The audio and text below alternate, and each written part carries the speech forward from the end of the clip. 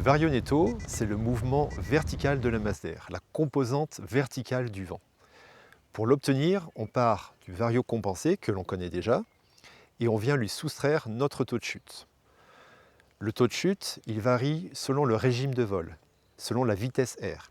Est-ce que l'on vole bras haut, est-ce que l'on vole freiné ou encore accéléré? La relation entre le régime de vol et le taux de chute, c'est la polaire des vitesses. Elle est précieuse mais plutôt difficile à déterminer. Pour obtenir une polaire exacte, on a développé un outil dédié, la Vector Probe, qui est une sonde de haute précision qui permet de déterminer une polaire des vitesses en un seul vol. Mais ça reste un outil technique pour les professionnels et qui n'a pas vocation à être utilisé pour des vols complexes ou engagés. En revanche, à partir de l'ensemble des données que l'on a pu collecter, on a construit un modèle générique de la polaire des vitesses et ce modèle est contraint uniquement par 4 paramètres: la surface projetée de l'aile, l'allongement à plat de l'aile, le poids total volant et le type de sellette utilisé. On obtient avec ça une très bonne approximation de la polaire des vitesses.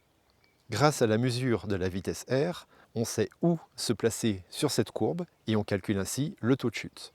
On prend le vario compensé, on soustrait le taux de chute et on obtient le vario netto.